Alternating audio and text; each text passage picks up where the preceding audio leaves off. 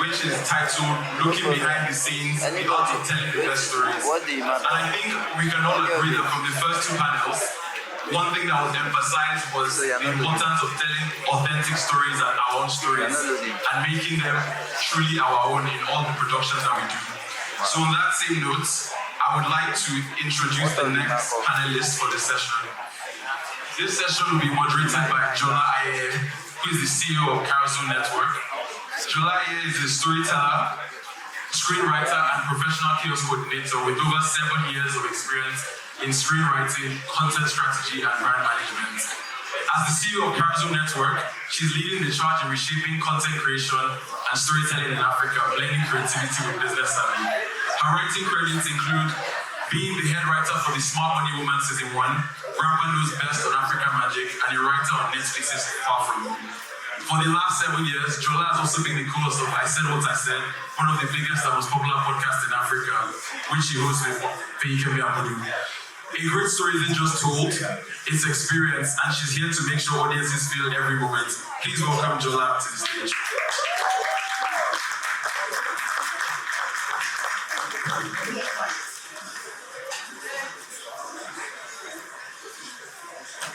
Good afternoon, everybody.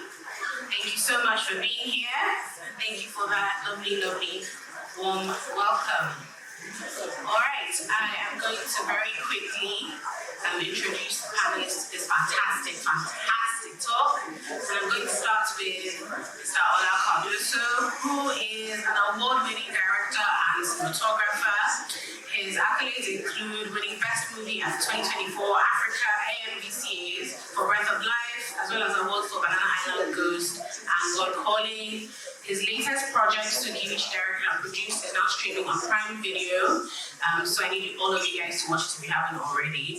And known for his versatility, he excels in capturing the natural beauty of landscapes, architecture, and people to help create vibrant, dramatic, and visually stunning work. Can we please give him a round of applause?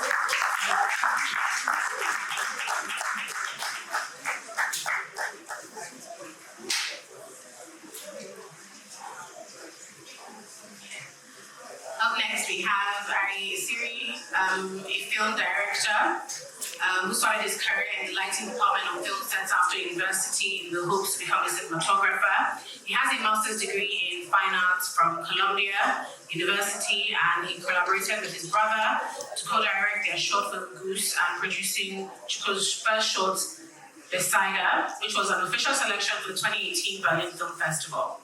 Arya and Chuko's first feature film, The Eagle Fair, which was backed by GDN Studios, enjoyed a lot of success after premiering at the Berlinale in 2020.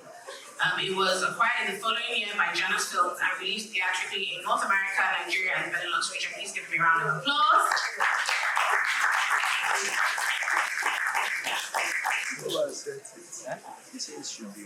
You told me how to pronounce the surname and I forgot it already. Subsidiary of Jungle Film Works. As managing director, he has worked with amazing companies like Nigerian Breweries, Globalcom, MultiChoice, and many others. He has successfully produced over 1,000 episodes of reality TV shows, and his professional credits include shows like Golden Ultimate Search, Star Quest, Montina Dance Hall, and Football Challenge with John Fashion, just to mention a few. He's currently working on a reality TV show titled Next Afrobeat Star. He got screenwriting debut Living in Bondage Breaking Free, won Best Screenplay at the 2020 AMVCAs, and Rattlesnake, the Ahana stories can be found on Netflix. In 2025, she has expanded her storytelling into directing with her debut short film, God Knows Best. Everyone give me a round of applause. All right, thank you everyone for being here. It's a pleasure to be here moderating this panel. I'm going to start with a question for everyone. Nicole, I'd like you to start and then we'll just go down that way. All right. My first question is, filmmaking is, panel before us, BB and Fumi were talking about, it's a very collaborative effort. But for people behind the scenes, when you're not seen on camera, a lot of that work is not necessarily recognized or understood. There's a lot more that we talk about now with people behind the scenes. So, everybody, one of my favorite things about Nigerians is everybody takes on the role they care about. When we're watching football, we're all coaches. When everybody's watching a film, you're automatically a director. So I love hearing people saying stuff like, the lighting, who did the lighting in this film? Is the right thing. They shouldn't have put that part there. But how do you think we can get people to have a better understanding or appreciation for the kind of stuff you all individually do behind the scenes? So what can we do to get people to have a better understanding of what it takes to write or to work with lighting, to be a cinematographer, and to direct? I think that's a great question. First of all, thank you for having me. I'm very happy to be here. I think the only way that you can get people to know about something is one, if they're interested in it, and two, by storytelling. So I just watched something on Apple TV called First on the Call Sheet, and it talks to Black actors that are first on the call sheet, at the highest part of their field, and experiences that they've had. So that's a documentary that really kind of exposes the craft, the acting process. So I think if you're going to shed a light on crew and the process it takes to make a film from beginning to end, I think storytelling is a great way to go about it, personally. Good afternoon, everybody, and thanks for having me. Good afternoon, guys. When you credit roles, when you see what they did, look at the title, look at everything, you see, in so many cases, apart from the director, when he's doing something, I think there are some interesting parts like the production designer, the art directors, and everything. I think a lot of films do behind the scenes and everything. I think those short documentaries, if you watch them, you get to know the people that are actually behind the movie you want to watch. I think that's about it. Thank you.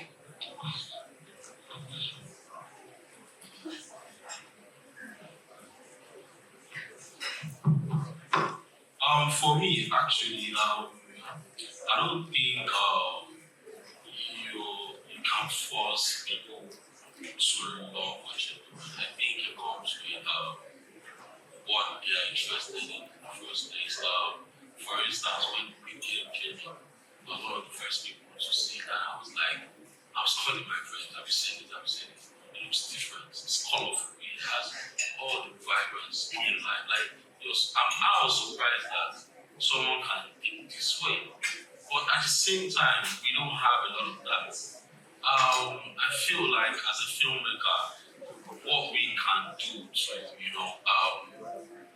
push this skill is actually to start looking at how we can tap into interesting, conversations, what can drive people to say, oh, I want to see this film. Because honestly, if we think about this really well, we'll realize that what we've been doing in Nigeria is more like doing the same old thing. And why would I be interested in seeing what I've seen a couple of times? Like, if you're giving me a love story I've seen in this film, and you're coming up with the same, I won't be interested in, going to the cinema and watching about 2 hours of my life, just sitting there watching the same old thing. I feel like we can be unique. We should start telling stories that are different, stories that can resonate with people, their lifestyle, what they're going through. I feel like with that, you'll go along. That's for me.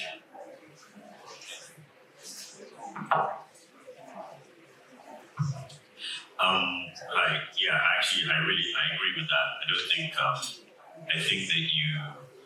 I think people have to find films, or films have to find people have to find films. There has to be that general interest. But what I would say is that there has to be somewhere for the people to go once they lock onto something that they admire, the film that they've seen. So for me, it's just really about learning. The industry doesn't even understand what screenwriters and editors do. Just a couple of years ago, I think like the Oscars, they tried to get rid of like a whole bunch of Oscars during the ceremony to sort of cut down the time of the ceremony, and all the filmmakers rebelled. Like, why would you remove sound? Like, why are we not going to be celebrating sound artists as the most essential part of filmmaking? So yeah, for me, it's just about creating spaces where people can learn about things they've seen that appeals to them. Thank you. I will say something I've also learned is in the process of working with film, everybody has like a vision of what they want to do.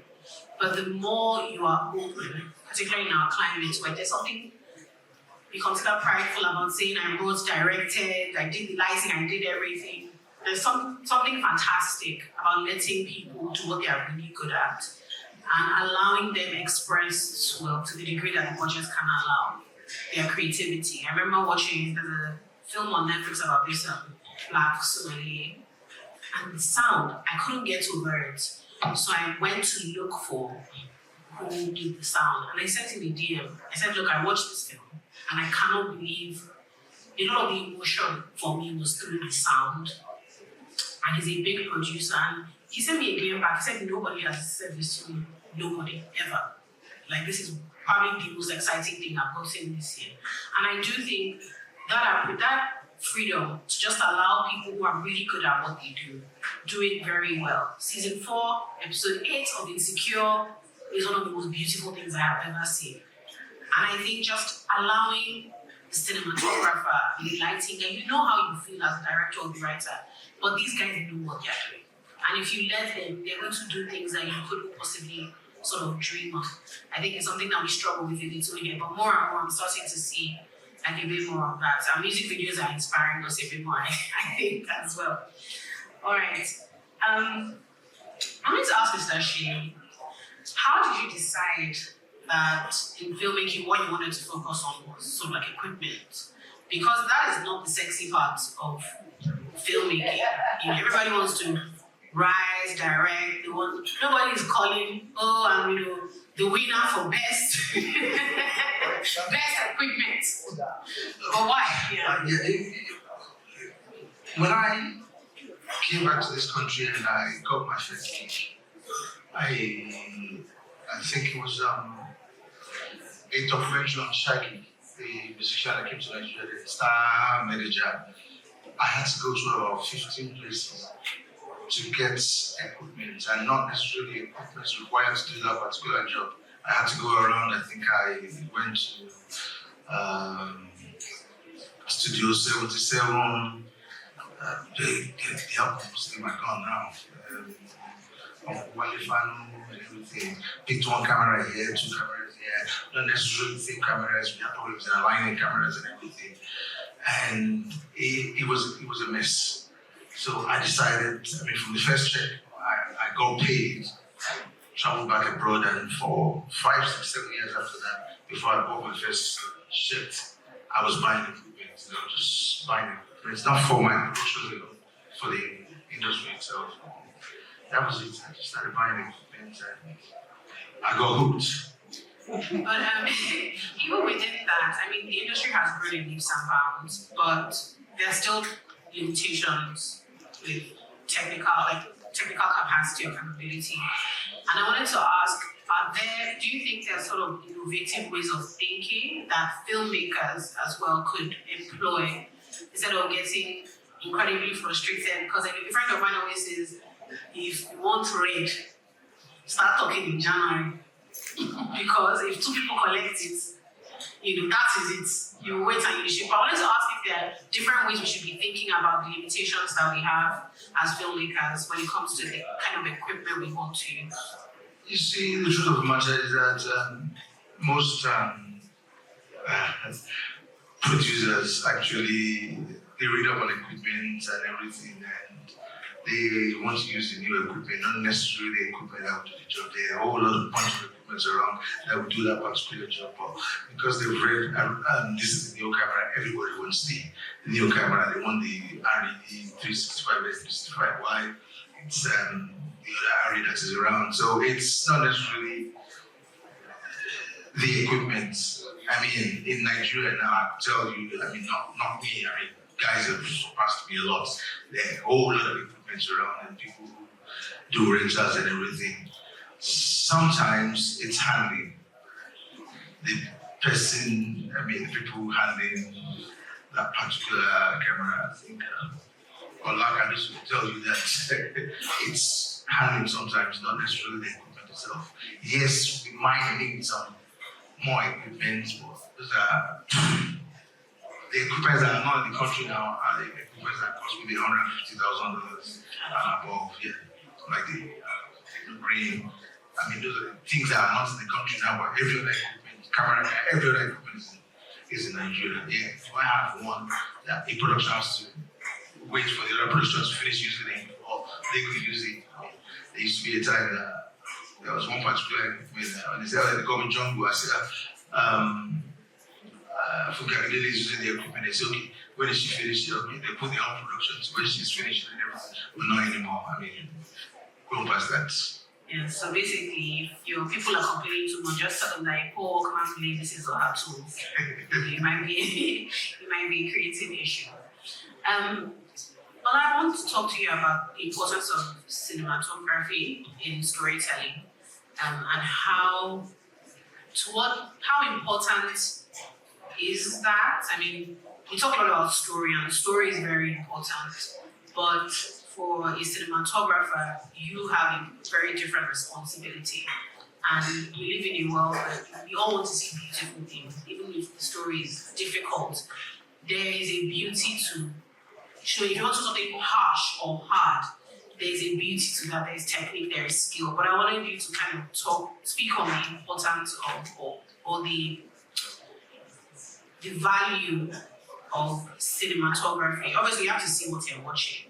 But why is this more important? Why do we need to take time and invest in the effort and in the individual? Why is that important? So I think you already answered about reference to how an actor would deliver this. If you give an actor a role to play now, what they do is, do research, try and understand what the character is like, how does the character move, how does the character talk, these are elements they use in working. As a cinematographer, the first thing you're doing is try and understand, maybe first, start from the story. What's in this screenwriter's head? What's in your director's head? You want to be very close to your director. You want to understand because sometimes they can't even tell you what's in their head. Even just looking at their treatment, you just be like, they're all over the place. But you need to be close to them, understand where they're coming from, And with that, all your answers will just be right in front of you.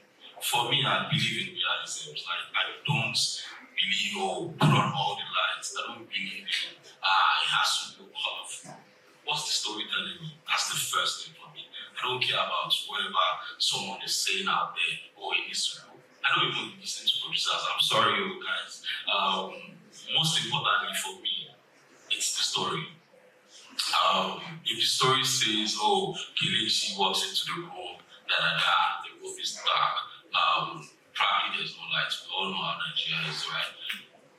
Let me just paint an experience. I was on a set, and this was on Slum King. The gaffer, that was the first time I was working with him. And, on this particular scene, the woman comes in, her grandson is just somewhere in the corner, but she didn't notice him because it was dark. She came in, put on the lantern, and the gaffer, because he doesn't listen to me, went on, speak to the director, what's the plot?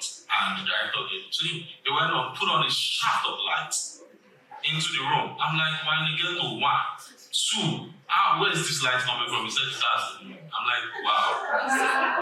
How have you ever recorded how your house looks like when it's dark? And he said, from a reference, I said to you, before you even open the reference, I said, it would rather be probably an horror film or maybe an action film. And he actually, proved me right. So basically, I feel like most people just want to paint their picture however they want it without, trying to answer a question. So for me, I feel like cinematographers do a lot of work to paint the picture of how it's meant to look like. Because if you're watching a film and you're seeing the light is just distracting you, honestly, do you know that when watching a film, the brightest part is what catches your attention first? Do you understand what I'm saying? So if your lighting is not going with the story, you're messing up the film. So you have to just find a way to, sometimes the devil will read the script at least 5 times. Let it speak to you. You don't just jump into conclusion and be like, and I understand. Most of the time people want to just, get on this. Some of them are going from set to set. I don't do that, I'm sorry. I only do that once in a while. Not like, because Nigerian factor will come into, to play.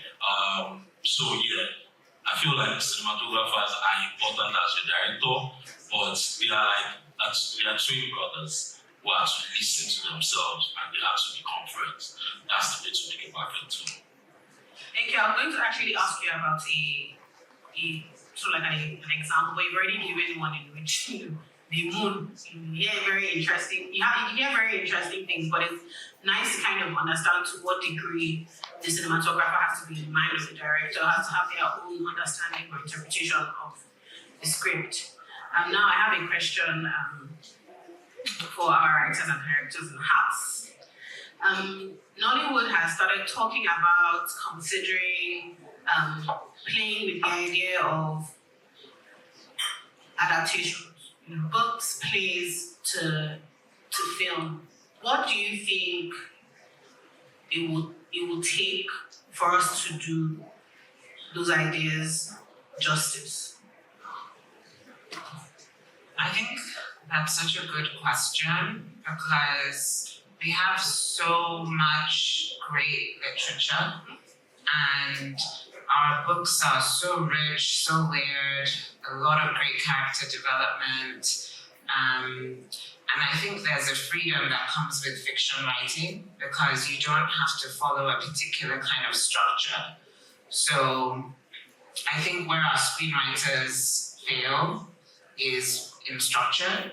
So I think that with adaptations, it's one, just seeing what's available. And I think there are people that are definitely going into that territory more and more.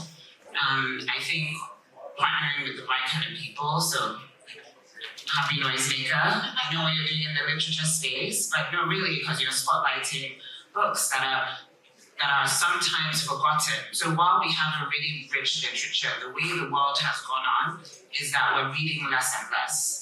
And so these books, even if they're great, they're not at the forefront. So I think it's an ecosystem, right? So it's like, first of all, if we identify the book clubs and people who are actually reading, and then having a strategy on looking at like what are some books, like for instance, like Sefi Atta's book, Everything Good Will Come. I can't believe nobody has made that film.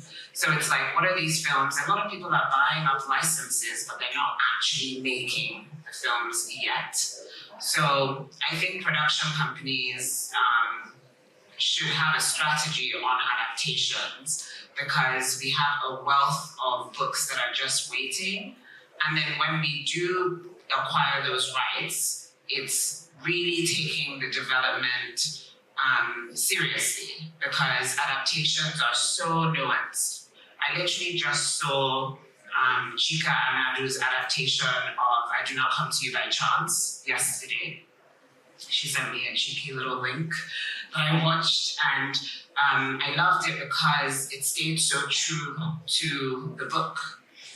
But she also told me how she co-wrote it with the director because it needed to have that commercial feel, but she's more of an art house writer. And I thought that was really important because it did watch like a cinema film, but at the same time, it kept the same depth of the original novel. So I think there's just a nuanced relationship between the directors really kind of understanding the book, understanding the premise that was intended by the writer, and then understanding that screenwriting process and not losing the essence of the book, which is a really delicate place. But I think with development and the right team, it's definitely an approach that we should probably look towards. And I think for a company like MBO Capital, somebody asked me a question, a journalist, just before this session about how film financiers can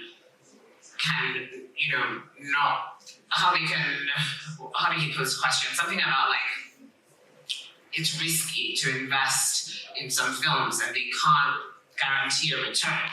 I think adaptations is a great way to guarantee a return because you kind of have an existing audience already. So you're not kind of financing something from scratch. You're financing something that already has sometimes a cult following. Yeah, 100%. I really like how you said that because that's actually Reese Witherspoon's model. So everybody thinks of Reese Witherspoon as like this genius, and she is. She's very clever. But she, in essence, used her book club to guarantee her film. So everyone talks about Gone Girl. Gone Girl was a book, and that's how she started. And almost all her films, series, everything, it's books. Harry Potter was not a risk for the studio. It was already a huge book. And so it's something to think about. I wanted to ask you what you think the biggest challenge would be in sort of like this instance of everybody's talking now about adaptation, like, oh, let's take the greats and let's make them film, and it's less risky. But what do you think are the big challenges in that kind of instance? Well, I think as Nicole said, there's a real skill in adapting a book for film. And I mean, I don't necessarily think I don't think it's something you necessarily have to learn, but you have to be wary of. And I think, this is one of those instances where producers, I think, play an important role, just sort of understanding what is achievable when looking at a certain piece of literature. Like, is Harry Potter the easiest thing to adapt for us here? Maybe in a very innovative kind of way. But there are easier challenge. There are things that are not as challenging to do so with. But I think it also opens us up to a lot of IP, which is very, very important for the industry now. My brother and I are adapting a book at the moment. It's an English novel though, and it's sort of free license. It's not. It's gone past its 75 years. So looking at things like that as well, which books do you not have to buy or acquire the rights to make, is another great way to get into the space. But I think it's something we should have been looking into for a while, and we definitely should be. I encourage it. Yes. And if anybody is interested, I have a list of 50. Genuinely, I actually have a list. If anyone ever asks me, like, oh, what do you think we should adapt? What's your budget? Do you want village film? Do you want city film? Do you want the one from the 80s? Do you want the one? I'm very serious. I just think that there's such fantastic stuff to work with in terms of our history, and we are known for it. Nigeria is a literary giant. We're known for it. So yeah, I really do agree. Nicole, do you want to poke your master? I said it's good you mentioned Harry Potter. I don't know if anybody knows about Igbo Ogbojode Ogorumale. Yes. You know Ogbojode Ogorumale? The first time I watched Harry Potter and went back to read that book, I believed Harry Potter is a copy of Ogbojode. No, I'm serious. It was 1945. Yeah, J.O. Fagua. Yeah, it was 1945, before the lady was born. So if you look at it, if you look at Harry Potter, you will see some things in Harry Potter in this Ogbojode, something like that, yeah. Just wait, yeah. Yes, that's it. Yeah. Yes. That just brought up something for me, just as a filmmaker, somebody who's also worked on the marketing side, first of 1,000 demons. Someone said, oh, they're not marketing sinners in Nigeria. Someone else said that his daughter said to him, she's 6. And Daddy, I don't want you to watch anything about sin and bad people. And I'm just thinking of how Nigerians even sort of like grapple with some of it. I don't know. I just wonder if those are some of the things we worry about, and some of our hang-ups in like being creative as well. The stuff you want to explore, and you just think of the market and you're like, I don't have strength, and I also have people who have to pay their money back. So I wonder if that's part of it. Alright, sorry, just to stay on you for a moment. Movement did really well. It was a fantastic film. And in multiple panels today, we've heard people speaking about staying true to ourselves, but looking internationally and building for an audience, that's beyond the shores of Nigeria. I wanted to ask you about figuring out how to, for someone who has, to a large degree, done something like that. A lot of people dream and imagine and we posit, we have all these ideas. But I wanted to ask you just very practically, how do you actually do something like that? How do you tell a story that is very Nigerian? It's even niche, even within the Nigerian experience, it's very, very particular. How do you create something that is very true and honest, but has appeal or once shown to an audience beyond Nigeria, they're interested, they care, they're happy to pay, they're happy to watch? I think it's just about telling human stories, really. I think everyone can identify with someone that has, experiencing some sense of loss or someone falling in love for the first time or the last time or whatever. I think it's always about telling the most effective story about the human experience or having that at the center of what you're doing. I know like the last panel was everyone was talking about, the business of thinking up stories, and everyone seemed very shy about the word authenticity and things like that. But, I think it's important to not, I think it's important to shut out the noise a little bit and just try and tell the best story you can. I think it's also important to understand that, international cinema has existed since the beginning of cinema. At all these festivals that you go to, people come out crying from a movie from whether it's China or Turkey or some really old film from Italy that you have no you have no understanding of these places, but you're invited into them and you're invited to experience what life is like with these people, and that was our aim with the MBO Fair. I think that the best stories come from that place, no matter what genre as well, whether it's, magical realism or Harry Potter or, even and Nollywood, for example, you were just saying that you were saying that you were worried about how people would perceive sort of evil or sin in, but that's Nollywood. Nollywood is horror mostly. But it's very real to our experience, and they're not boring movies. Nollywood movies are not boring at all. And I think a lot of them actually do that very, very well. I think a lot of them speak to what it feels like to be here and, experience evil and sin in its various iterations. More so than, I feel a lot of the new things. For example, I don't know in Lagos where I, go on a date in some rooftop place that's serving wine from. Yes! And he shouts, I love them, my mama loves them. He starts going on and on and on, and he's talking about how he got into Nollywood through a friend's mother, and they love it so much, and he remembers that his mom went to the airport the day they found out, I think it was, someone was coming to Cape Town, was a thing, I think, and his mother went to stand there to see her, and came home and said she saw her, and she was so excited. So yes, it is true, we do have, I think Nigerians also hold themselves to a certain standard. We get very angry, and we don't understand what we have already. Nigerian TikTok is a thing, and that's a form of storytelling.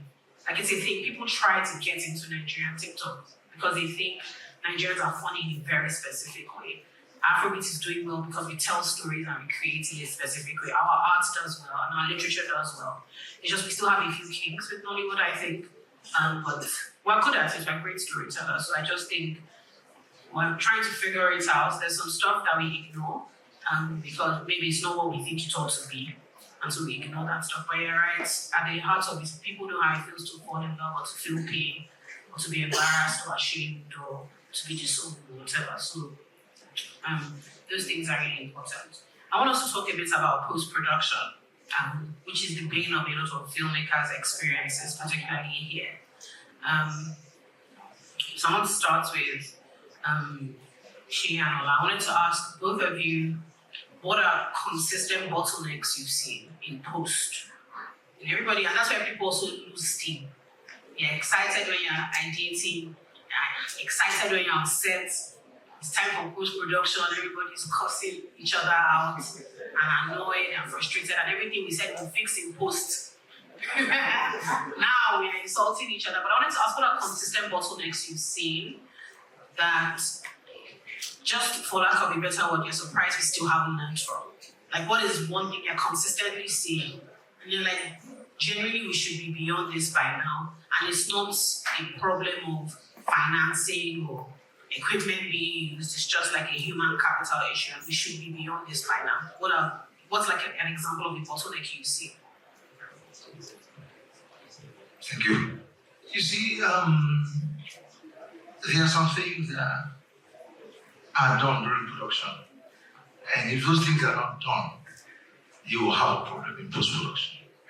Let me give you an example from his department, which is the DOP has like a camera operator. From the camera operator, there's the first assistant camera, there's the second assistant camera, there's a video recorder, there's a DIT, which is digital image technician.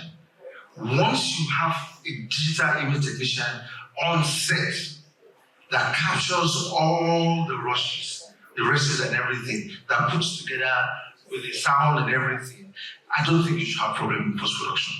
Now, post-production, there are 4 people involved in post-production. The post-production supervisor, the director himself, the DOP, and the cutter. You understand? Everybody, there might be some creative differences, but everybody, once you finish from agreed on everything in production, and you get to post and you just put it together, now it's what ends up on the floor that matters, what eventually doesn't end in the film. And it could be a creative difference between, because the DOP might say, that's the best scene I need, and it's ending up on the floor. You understand? And the director is telling you that this is the best I shot. You know, we have 2 types of directors. You understand? The directors that direct the films and the directors that direct actors. You understand? These are the 2 types of directors, even in Hollywood. But everybody would rather a director that directs the film. You understand? That every other thing he knows and has a say on everything. So I don't think it's the equipment, you understand? In Nigeria, it's not the equipment, it's the people.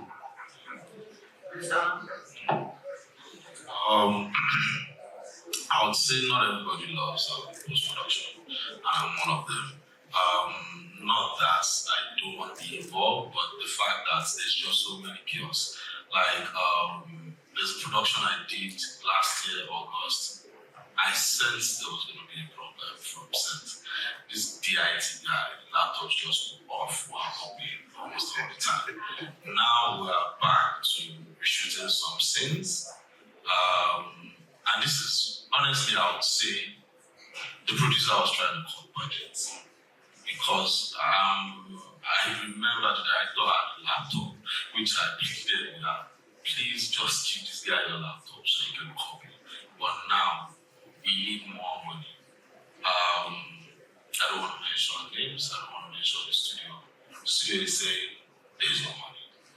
But they have to give them time. So these are things that I think, penny-wise, pound foolish, we need to look into. Like, I feel like generally, Nigerians, we have a lot of work to do when we're employing people. Let's not bring people in because, it's someone I've been training for a long time, it's my friend, it's my uncle's brother, it's my nephew. I don't think we need all that. It's a production, right? And it's a professional, sport. We don't need, your family. You get it? I'm sorry to say that, but I feel like that's one of our major problems. And one way or the other, you pay through your, let me use the wrong word. So yeah, that's one of it. Secondly, he made mention of some shots not being used, and I don't think we can go over that because even in Bollywood it happens. It's just a thing about decision making. This doesn't. Let's take this out. Sometimes, okay, like they were saying in the last panel, pace. You want the pace to go this way. On Breath of Life, we shot. The first cut was about probably 4 hours or 3 hours plus. So approximately we took out about an hour plus out of the film. I'm sure the actors are not happy about that. But the truth is, if you had seen that, maybe Breath of Life wouldn't have been what it is today. But these are decisions they make. Because when writers are writing, sorry to say, when writers are writing, they're just excited, pouring out, their brains. They just want you to feel the melody. But here's the point, when it gets to post, I always tell people when you're reading, it's different from when you're watching the film. So yeah, these are things that personally I don't like. I hate it when I get to set, you're frustrating my life. I wake up at 6. Sometimes we go back and we're wrapping like 6 a.m. 24 hours. And all of that. You get what I'm saying? So maybe we need to start, because we don't even have the money Hollywood has. Even in Hollywood they complain. So let's not do like Bollywood. Let's try and find a way to cut our coat according to our size. Thank you very much. Okay, Father, they're about to chase me out of here. So I have one last question for everyone. What is one thing you think, just personally, would enhance filmmaking in Nigeria? What do you think would sort of create a better experience for creators and watchers of film in Nigeria? For me, it would be to invest in writers, invest in the writing process, respect that writing takes time, good writing needs development. Some Nollywood writers make 150K for a script. That's abysmal. Up to that? If you pay 150K for a script, you'll get 150K kind of movie. So I think invest in writers. It's a very important process and you can't fix it in post. So, yeah. Thank you very much. To buttress our points, writers are underpaid and overworked. Honestly, for what they do, they should be any more than that. Another thing, if we want to better our production design, honestly, if you look at every film, apart from films in Nigeria, when you look at production design, you will know money and thought process that come into that process. And employ the right crew. He said something about people employing their family members. Yes, there's a lot of it around here. You understand? Oh, please help me, employ him. No, if you employ the right people, pay the right money, and follow due process, you will get better results. Africa is the only person that has not told his story yet, I think. So. For me, I think one of the major things is actually people sitting, upright. As a filmmaker, this is not. I wouldn't say it's not a joke. It's something some people take so personal. Like they go all out and they don't want to get to set, and everyone is just messing around. I feel like he said something which is good, but the truth is they are one of the people that messes up production. Because if I said then the job, do your job, you get what I'm saying? Like one of the major problems I think we should solve in Nigeria, and it now boils down to budgeting, is actually the fact that people jump from set to set. If you're jumping from set to set, I'm on set like this, I'm shooting, no joke. Just me looking at my side. Someone is reading another script. He's planning for the next set. So how do you expect that person to put their all? I rest my case. For me, it's just training all across the board. I think we need more workshops we need schools, we need all of those things that's going to allow everybody in every single department to be sort of like the best type of creator they can be. I think that I would love to be on a set where, I have very highly skilled, highly trained, highly experienced, like Nigerian crew, because that will improve my storytelling. If my cinematographer is Nigerian, my costume designer is Nigerian, and like everybody, we can all bring something. We can all bring our own personal experiences of this place to tell an effective story that can, meet international standards and get out there. I think meeting international standards is not about telling a story that's what people will like or whatever. It's just about, making work that will stand out and people can both see and hear. What I mean? In its simplest form. Just real technical proficiency, I think is very important. Thank you. Before I ask the audience any questions, I will say my thing is very lofty, and all the things we thought we were able to leapfrog with video on demand, we have to go back and fix. So, our ecosystem needs to be a bit more robust, and so I want NT to come back. I need commissions, regular commissions, to build the stars.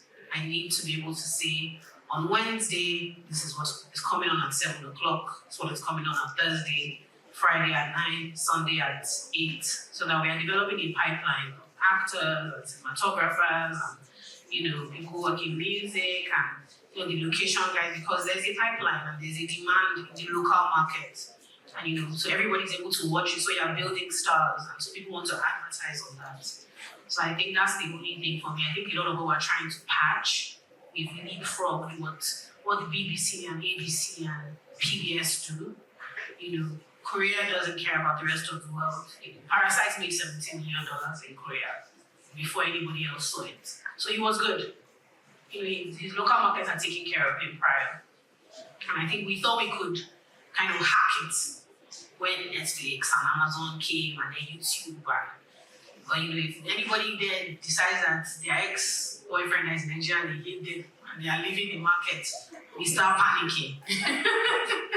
But something I just think about from time to time. It would be nice for me to say, 9 o'clock, my show is coming on. And I don't know, something I think about. But does anybody else in the audience have a question? Okay, so you have one over there.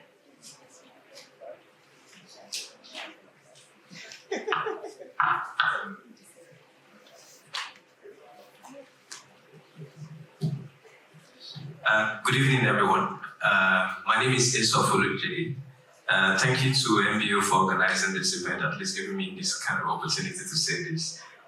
It is not a question, it's a comment. Good evening, Mr.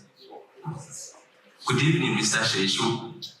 Good evening. I know you can't remember me, but I'll take it back a bit. So sometimes in 2016, I came to your office. I was looking, I don't even know what I looked like that time, right? But I was very ambitious about a story that I wanted to tell at that time, and I shared it with you. So at that time, most of the high-tech equipment that we have in Nigeria, we can only source them from jungles. And the TVs were very busy with your equipment, especially for reality shows that time. And I said, I wanted to go to the north during Boko Haram to go and tell a story. And I want to use big equipment, and I shared it with you. And you look at me, we run through the numbers. I said, I don't have it. And he said, okay, I'll give you 50% discount if you can pay this. And I said, thank you, sir. I'm using this opportunity to say publicly, at least, to say thank you for doing that. Because you did that, we had a movie called Akunde, which is currently on Netflix. And the bulk of the commentary, you're welcome, sir. Most of the conversation here has thrown around knocking doors and collaboration. You can't do it alone, right? Thank you. You're welcome. Thank you. Thank you, Mr.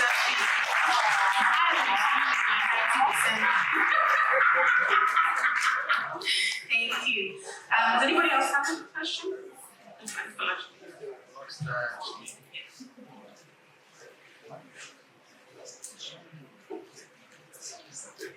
Good evening, everyone. My name is Bolaji.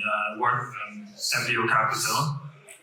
My question is about post-production. It's something we hear about a lot. We know, or we've heard that we don't have the capabilities in Nigeria. A lot of people take it to France, South Africa. So I want to ask what your thoughts are on post-production capabilities locally, and how can we develop those capabilities to stop filmmakers from taking post-production work outside Nigeria? I honestly have 7 production editing machines sitting down doing nothing. They're there. They're probably packed up now. They're packed up somewhere in the studio. They're there. I'm in complete production. I might say we have problems with editors, if that's what you want to say, or if it's the equipment, we have it there. The editors, yes, might have problems with editors. Does anyone else have thoughts?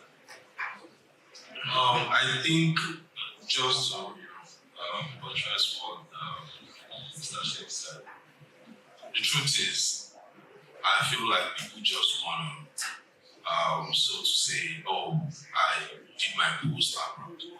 I would say that for sure, because I'm coming from the music video world where I shoot, I direct, I collaborate myself, and people were like, oh, this is great.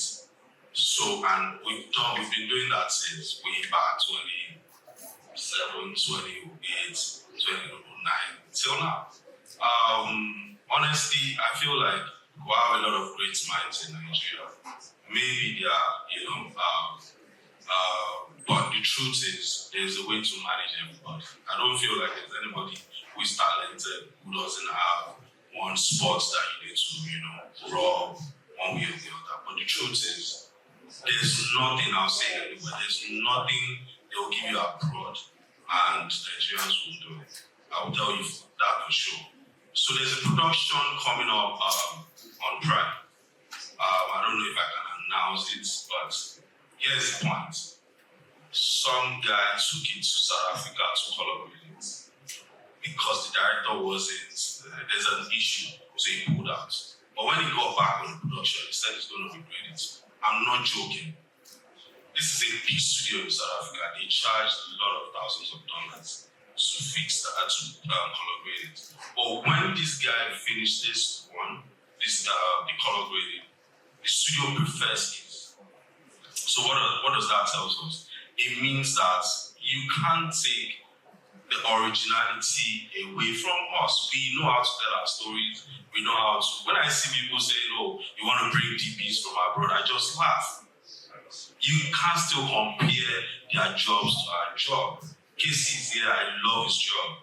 Movies, I love a lot of them. But when you bring a foreign DP here and you want to go, do your post abroad, it just feels like you're trying to, put up some ego and say, yeah, I did abroad. But there's no difference. It doesn't even show.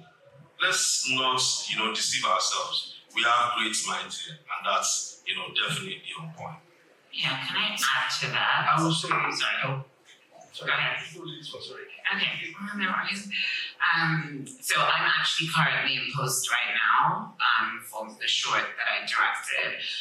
And when I finished the high of getting off set, a lot of people called me, a lot of filmmakers, and they're like, how's post? And I'm like, good. And I'm like, really? So there's this stigma around post-production. And so I was, just fine. I was still fine. And then I got the first cut of the film and I cried. And I was like, oh, I get it now. But I was assured by my editor, who is actually quite brilliant, that it was he called it something like it was just put together, it wasn't narrative. There's no term, he said. So I calmed down, we watched it together, sat with him, and now we have a cut that I'm proud of. But I do think, I asked somebody, I was like, why is there such a stigma? Why do people approach it that way? And he said because a lot of the times when we get after the film, there's always some kind of drop, either, something quite popular that happens, they don't get enough establishing shots, so they have to go and go get that, or there's just the film sequence is just off. So I think it would be useful to have, like Ari said, workshops that are specific to things like post. So if post is an issue and people are taking post outside of Nigeria, can we have more targeted workshops and forums where every person around the table, from the colorist to the cinematographer, to the director, they're all together and we're doing these smaller sessions where we can really kind of get to the nitty-gritty. I have a meeting with the colorist for the film tomorrow because he needs more direction. And I think if we're speaking more together, understanding the roles that we individually play, I think then we'll have better relationships and less stigma around post, house post. What I wanted to add then to Mr. Jimmy is that for the number of directors in Hollywood, they're not enough. So if all directors are making movies, they have no directors to cut their jobs. So that's one of the problems. What about sound mixes? They're not many. Yeah, that's what I mean. They're not many sound mixers. But They're not many colorists. so that's part of the thing. Just sort of to answer the questions, how do we develop that side of the industry, because it's lacking.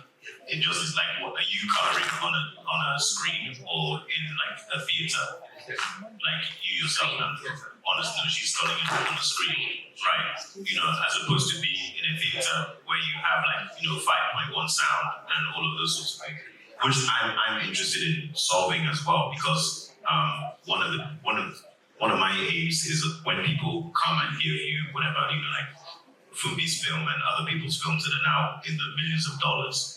How do you keep as much of that money in the country and not have to take, half of the budget out to go and make it finish your film in London or wherever it is? I think those are things we need to really be actively thinking about. How do we develop full-scale post-production facilities? Thank you so much. Before you go, I just remember the first time I saw something I had worked on, a first cut, but they didn't give me this backstory, and I've been very high and mighty about the fact that I've been working on something. Anything my parents try to ask me to do, I'm working. And I apparently wailed, actually yelled when I saw it. My mom called was wrong, and I just shouted in Yoruba that my time has bumped. I said, Mom, God, you're going to disgrace me. I was wailing. But I didn't have this context. I know this is just the first very, rough thing. But so that's normal. Post, you'll hear and see all sorts of very dramatic reactions. But yeah, they are right in that there's a lot more training. We also need to show people that this job is not as sexy because it's not front-facing, but the money there is crazy. And you will never look for work. Actors and actresses are constantly pitching themselves, but if you're good at what you do behind the scenes, if Mato is not available, I'm not shooting. I'm just not, because I don't trust anybody else. And he would, when I tell him who can do it like you, he'll say there's one other guy, he'll call, that one is busy. If you're really, really good behind the scenes, it's not sexy, your name is not in bright lights, but you will not look for work, not in this industry. Many people are looking for really fantastic makeup. Yes, I said I want her to wake up. Why did you do makeup like she just left the club? Why does she have lashes? She's waking up. Who is able to do costume? She works in the office. What is she wearing? Please. But you will not look for work, but it's just not sexy. It's not sexy work, but you will make a fantastic living off of it. But many people just don't know that. I think there's one more hand. I'm back. Go ahead.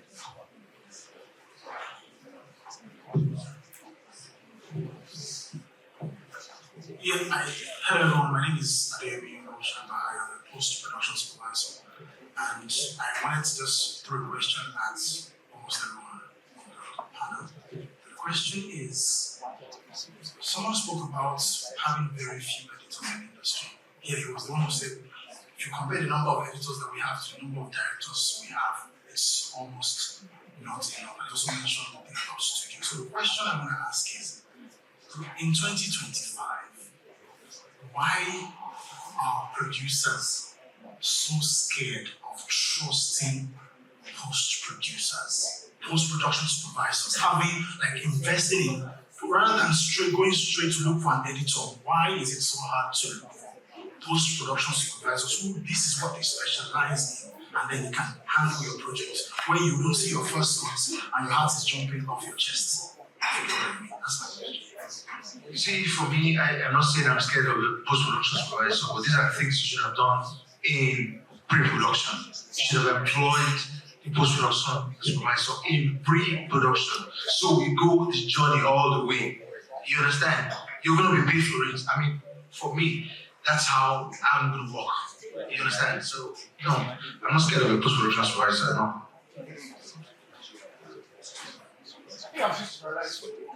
You don't have money. All these cute answers that they're giving you, they don't have money. That's not true. That's not true. I think it's a really good point, and I think I don't know. Let's talk. Okay, sorry, they're about to chase me. So one. Okay. I just wanted to share something very quickly. My name is Donald. I think everything that we've said boils down to the low quality of producers we have in the industry. I earn the rights to say this, and I think whether it's post-production, whether it's working with the technical crews, and if you look across the board, the truth about the fruits of being a producer is really so low, and it permeates itself. That's why you have no respect for writers. That's how the post-production process doesn't work.